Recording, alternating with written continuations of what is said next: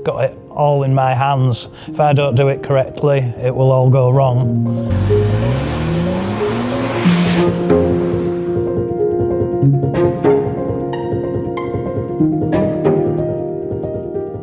DCY Europe is one of the UK's leading JDM importers, and we're here today to talk to the main man himself, Barrie, to find out what makes this business tick.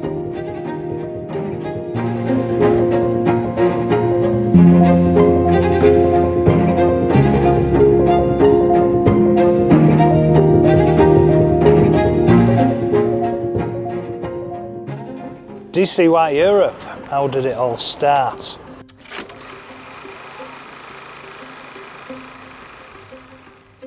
Well, we initially started as Distinctive Cars York. I think it was back in 98, 99, somewhere around that area. Two of us, me and George. I worked at Portakabin as an engineer, and then George worked at Port Silo.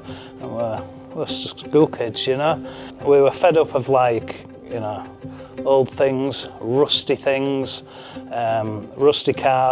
We had to get something that was solid underneath, a good presentable car, and there was one place to go, and that was Japan.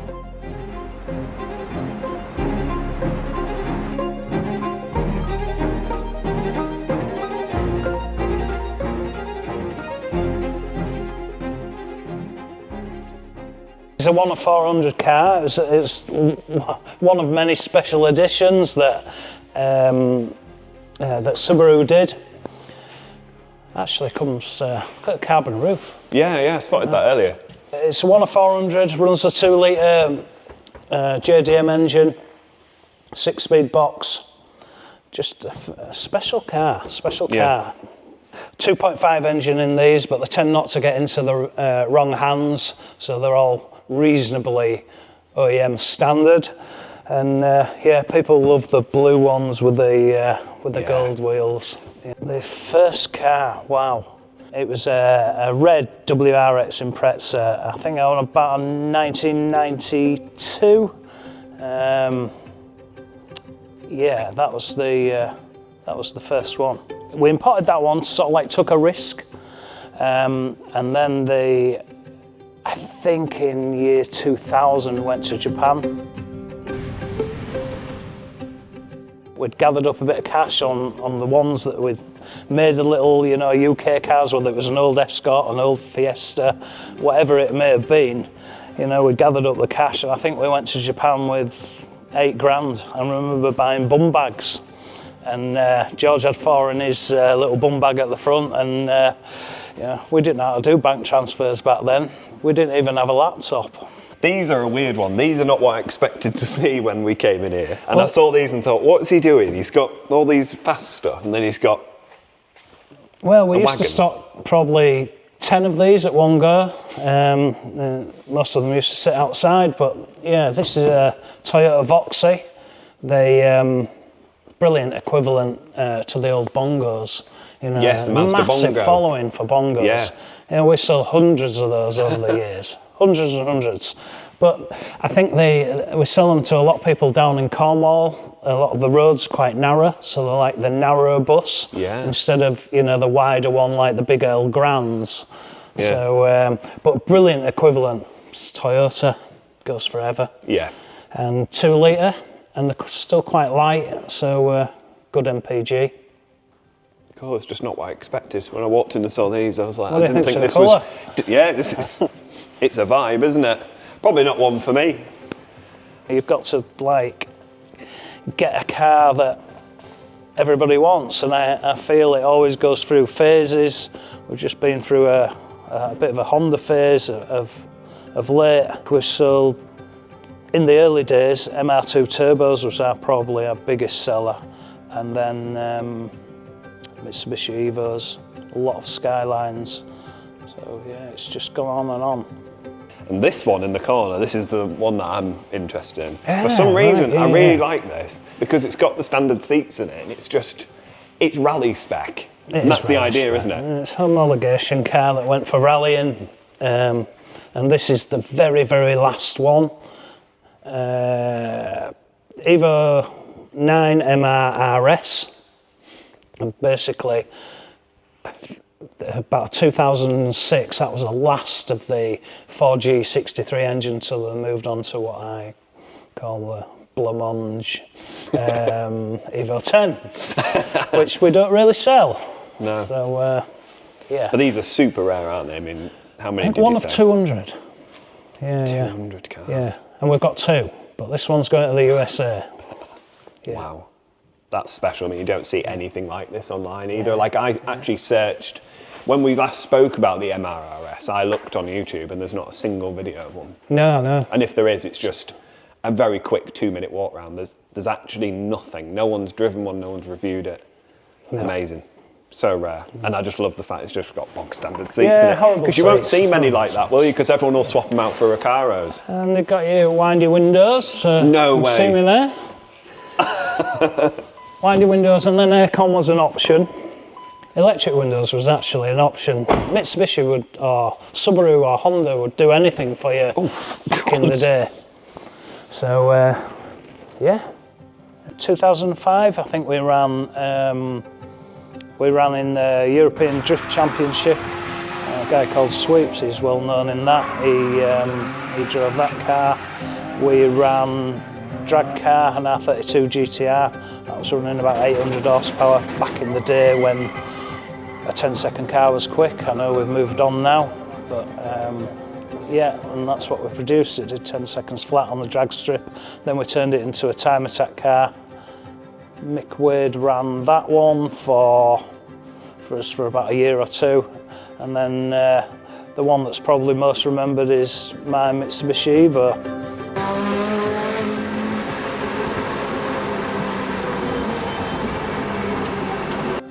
That was a full out and out race car, really. You raced that? Yeah, I drove it. Nobody else actually drove that one. Yeah, nobody else.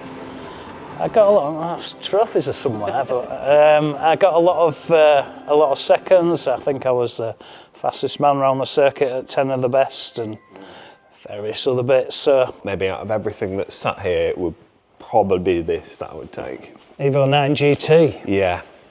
Which again, I think, correct me if I'm wrong, but I'm pretty sure it's 2,500 GTs were made, and they're quite interesting because Mitsubishi took it on board and they basically made a car that you'd have an RS, but you would have GSR luxuries. So they put nice seats in, they gave you aircon, they gave you electric windows, and they gave you the RS diff, so there's no active yaw control on one of these. So yeah, it's arguably the most preferred Evo 9 there is. And not quite as rare as the MRRS. Not quite as rare, but technically, I think if you were to buy it, probably a better car overall, because windy windows and what look like Nissan micro seats. Yeah. Maybe not for everyone's taste. Can't travel to Japan every single time, but how do I know the car's good? Well, now we get underneath photos of the car, we get a video of the interior, and then on top of that, I've got the same guys that I've used for 25 years, and they're out inspecting these cars for us. So yeah, I'm putting in the bids at this end. They know what's coming up. They're out at auctions, looking at the cars, inspecting them, and it is important now. They're getting really tender underneath, a lot of them, and that's what we've always prided ourselves in, you know, having a good, solid, you know, chassis, and that's what, you know, it's no good having a rotten car. So, yeah. But they do rot in Japan. They do rot, so you've got to be careful. They even do more modern stuff. I thought it was mainly some of the older stuff. Yeah, this is a new car, isn't it, really? Yeah, we take part exchange. Yeah. And this one came in part exchange. I couldn't wait to get my hands on it. As you can see, it's, yeah. It's a very nice spec. It's lovely mods on it. And just yeah, it's absolutely loaded with Mugen parts. Yeah. Love the exhaust. I bet it sounds good. What is the next big thing? Look, I think the red Tommy Mackinnon, especially the special colour package. It's called a SCP. If you've got one of those, you know, I can see them hitting 150, 200 grand in the near future. That's the high-end Japanese, and what a lot of people are looking for now is what's still £15,000 or what's £20,000 that's going to go to 40 or 50. And my honest answer is I can only say Hondas because they're still affordable. DC5s have been doing very well. EP3s, I feel that R34s has it's had its time, you know, but the very special ones will still rise. And then we've also got the new, you can call it 35 or GTR, whatever you wish to call it. That, you know, the really special ones, I feel have to go up in value, whether it's 10 years, 5 years, 20 years. I don't know, you know, it is a guessing game, but the reason I think that, and not that often wrong, is because they stopped making them in Europe. England didn't get them, America still got them, and Japan still got them. And then just recently, literally within the last couple of weeks, the Japan are getting no more. And another same one as the blue one, is Similar, it? but this one is a Spec C. And you got to ask what extras did they give it with a Spec C. My head's like that with impressors. I mean, like I can barely keep up with all the different little bits they did. I think slightly lower suspension was one of them. They've got the water spray and the water tank in the back for the intercooler. I remember that from Top Gear days. Yeah. And they would spray it onto the intercooler. No way. I forgot they had all that sort of stuff. I've seen how nice. I mean, like the UK ones don't keep like that. It's getting hard. It's getting like really, really tricky. I almost can't get any more Foresters. I can't get any DC5s, EP3s.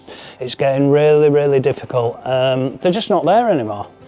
So, you know, we are diversifying. I've got 10 Suzuki Jimneys coming that are going to sit outside. You know, I've got near enough an empty forecourt there. All the expensive stuff has to stay inside. And yeah. So, where do we go in 10 years? I don't know. I might be retired. And then you've got this incredible ramp system. Oh, I love these ramps. So you can actually you can move them about? Yeah. We've got to get this one out first, drop that one, and then we send this ramp back up, and it comes, and we hook onto that one, and all the way down. Wow. Yeah. And you've got some special stuff up here. Yeah. First thing, this Yaris. No, it's a Vitz. A Vitz? It's a Vitz. Not a Yaris. So it's a Vitz RS TRD. So it basically went to Toyota Racing Developments, and they did all their little bits and pieces, but this one has got loads of different pieces. You see the massive diffuser on the back of it, scoop, carbon bonnet. Yeah, it's got I forgot what it's got down from it's got the carbon bonnet and the skirts and the raised wheels and the suspension, the exhaust. And it's like a little GI Yaris. Yeah. People think the GI Yaris is like a new thing. They used to do it. Yeah, absolutely. It's just not a Yaris. Yeah, absolutely. And then that's the Evo we talked about, that's the MRRS. That's another MRRS. Yeah, another. That's a special one of one in pearl. Wow. Yeah. This dog. Extremely low mileage, but we'll leave that one away. I'm not getting that one off the ramps. That's staying there for a long time. Yeah. And you've got a GT4, is that right? Seika GT4? Yeah, they've been slow to go up in value. Yeah, quite good value, those. Yeah, it's still around 20 grand mark, and but I've noticed of late they're tending to rise a little in Japan. They weren't that popular though, were they, for some reason, the GT4? How well did they do in the rallies? I don't know. I've been a more Evo Subaru man, but probably not so well. It's probably hurt them. Yeah, but they're still, it's another one that has room to go It's like probably that, a good entry into the JDM import Yeah. scene. If you were looking to get something, maybe Yeah. that would be good value, wouldn't it? Yeah. Yeah, possibly. And under the red cover, Oh, yeah. what we got under there? That's actually one of my own, is that one. That's a 50th anniversary. I think we got 18 to the UK. It's actually a UK car, it's not imported. Yeah. Yeah, that's my own. Dry weather, Dry sunshine weather car. only. Yeah. Absolutely. It's an investment Yeah. there. They're just going to go Yeah. one way, aren't they, as well? No, It's nice to have a toy that you know isn't going to lose you loads of money. Yeah, I think I mentioned before that, Japan have actually stopped getting the GTRs now, so Yeah. yeah, again, that's staying there. We have repairs to do, we have a lot of preparation, we put in, as you can see, the cars are all shiny and all gleaming in here. They don't arrive like that. I mean, everyone thinks they all arrive like this, and then they'll come and they'll look at a little mark on a front bumper or right at the bottom, and just, very cosmetic mad. Well, you've got to bear in mind they're 20 years old. It's difficult, you've got to, there's a lot of work to be put in, there really is, and prep is key. I've seen quite a lot, when we're picking cars up at the docks, people are bringing in a lot of the European stuff, the Golfs, the Polos, BMWs, they're quite hot at the minute.